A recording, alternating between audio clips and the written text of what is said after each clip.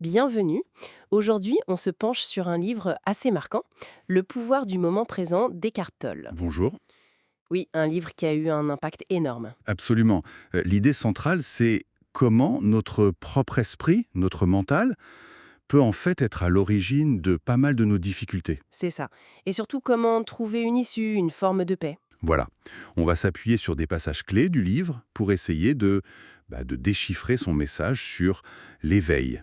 Un éveil possible ici maintenant. En échappant à ce qu'il appelle le temps psychologique, cette rumination constante sur hier ou demain. Exactement. Et c'est vrai qu'avec tout le bruit ambiant, le bruit mental, c'est peut-être plus pertinent que jamais. Alors allons-y. Pour commencer, Toll pose un diagnostic si on veut. Il dit que le problème fondamental, c'est notre identification complète à nos pensées. Oui, à ce moi fabriqué par le mental, l'ego. On est nos pensées, en quelque sorte. C'est ça. Et ce mental, il est rarement ici. Il est soit dans les regrets, les rancœurs du passé. Soit dans l'anticipation, l'anxiété du futur. Du coup, on manque la seule chose qui soit réellement là, l'instant présent. Et ce bavardage intérieur constant, il nous empêche de trouver le calme. C'est tout à fait ça. Et là où ça devient intéressant, c'est sa solution. Elle est d'une simplicité déconcertante en apparence. Revenir au présent. Exactement.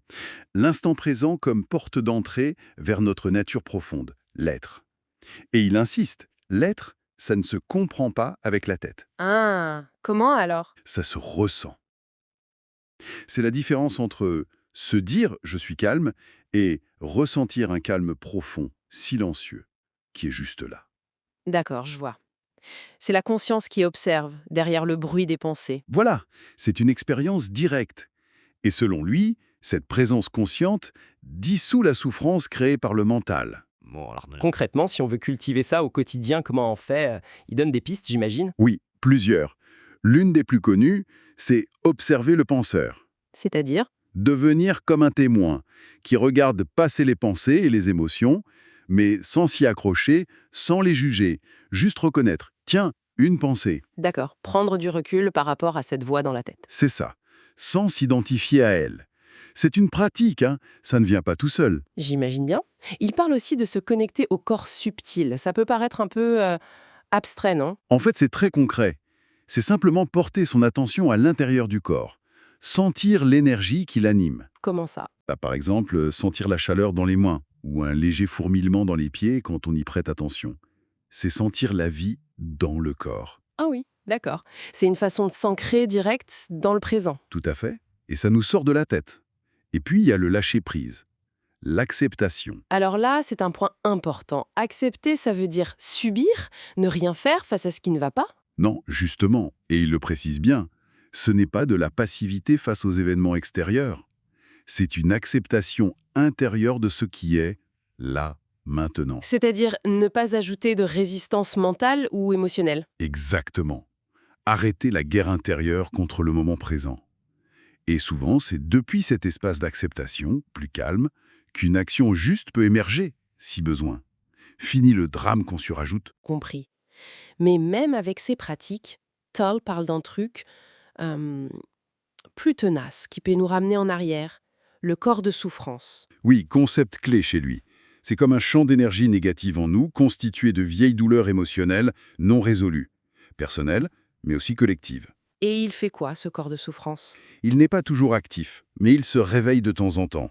Et quand il se réveille, il cherche à se nourrir. Se nourrir de quoi? De pensées négatives, de réactions émotionnelles fortes, de drames, en fait. Il veut qu'on s'identifie à lui, Et la clé, c'est de l'observer aussi, sans se laisser emporter. précisément.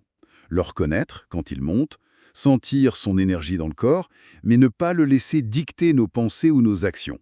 C'est ça qui, petit à petit, le dissout. Il fait un lien aussi avec le féminin, non? Oui, il mentionne spécifiquement le corps de souffrance collectif féminin qui peut être particulièrement actif, par exemple, lors des menstruations. Mais il voit ça non comme une fatalité, mais comme une opportunité intense de transformation par la présence. Bon, alors si on essaye de synthétiser tout ça, l'idée principale, c'est que notre bien-être ne dépend pas tant de ce qui nous arrive, Ni d'un futur idéal qu'on attendrait. mais plutôt d'un changement interne, un changement de notre état de conscience accessible maintenant. C'est exactement ça. La paix, l'accès à cet être, c'est toujours là disponible via le moment présent. Et les portes d'entrée sont simples.